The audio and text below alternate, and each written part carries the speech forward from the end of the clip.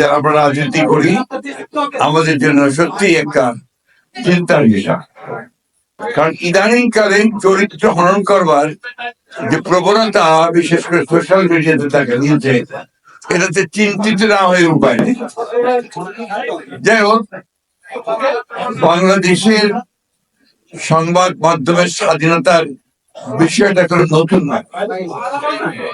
আমরা যারা বাংলাদেশের স্বাধীনতার পক্ষে কাজ করেছি সেই 60-এর দশক থেকে, তখন থেকে এই বিষয়টাকে সবচেয়ে সামনে এবং পাক শাসকদের, পাকিস্তান শাসকদের বিরুদ্ধে সেই সময়ও আমরা কথা বলেছি, আন্দোলন করেছি, কাজ করেছি।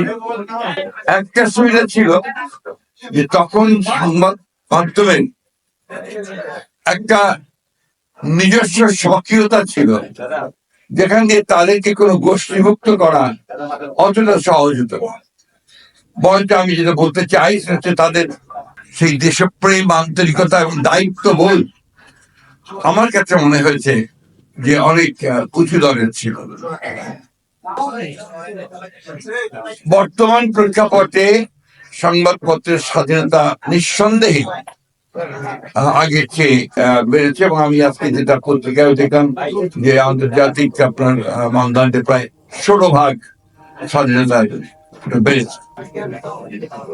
সমস্যা দেখা যায় তখনই যখন দেখি আমরা যে কোন সংবাদ মাধ্যম গোষ্ঠী বলবো, কারণ এখন তো গোষ্ঠী হয়ে গেছে, তা আরেকটা গোষ্ঠীকে আক্রমণ করে এবং বিভিন্ন ভাবে আক্রমণ করে।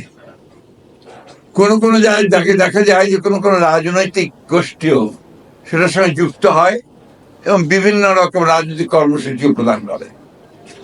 আমি জানি না যে একটা গণতান্ত্রিক সমাজে, একটা মুক্ত সমাজে এটা কতটুকু গণতন্ত্রকে শক্তিশালী করতে সাহায্য করে। আমরা তো পুরনো মানুষ, আমরা গণতন্ত্র বলতে বুঝি যে সকল মানুষের কথা বলার স্বাধীনতা, তার ভোট দেওয়ার স্বাধীনতা, সে নিজে একটা চিন্তায় বিশ্বাস করে সেটার স্বাধীনতা, একই সঙ্গে অন্যের যে চিন্তা করার স্বাধীনতা সেটাকেও সে সমানভাবে মর্যাদা দেয় এবং সহনশীল থাকে।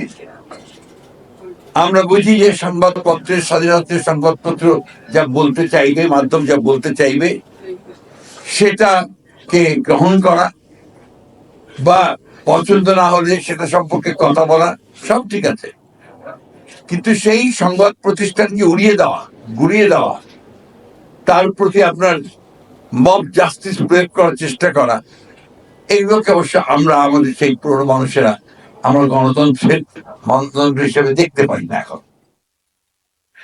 আমাদের কাছে 1971 সালের স্বাধীনতা যুদ্ধ একটা বিশাল ব্যাপার, ওটাকে কেন্দ্র করে আবর্তিত হয় আমাদের চিন্তা। এই জন্যে যে আমরা সেটার জন্য লড়াই করেছি, যুদ্ধ করেছি, প্রাণ দিয়েছি, দীর্ঘ 9টা মাস আপনার অবিশ্বাস্য রকমের কষ্টর মধ্যে দিয়ে পার করেছে। তাই সেই জায়গাটাতে আমরা কিন্তু কোনো আপোষ করতে চাই না। এটাকে অনেকে পছন্দ করতে পারেন, নাও করতে পারেন, তাতে কিন্তু ব্যক্তিগত এবং আমরা এটাকে কিছু মনে করি না, কারণ দ্যাট ইজ মাই বেসিস, ওটাই আমার মূল ভিত্তি। এরপরে আমরা বহু আন্দোলন করেছি, সংগ্রাম করেছি, লড়াই করেছি।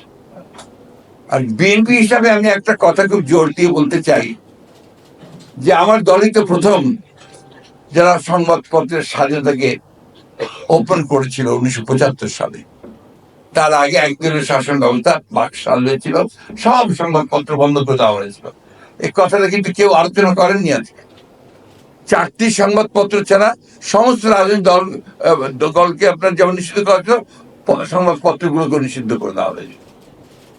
বিএনপি প্রেসিডেন্ট জিয়াউর রহমান সাহেব যখন দায়িত্বে আসলেন, তিনি কিন্তু সংবাদ মাধ্যমগুলোকে চালু করেছেন, স্বাধীনতা দিয়েছেন।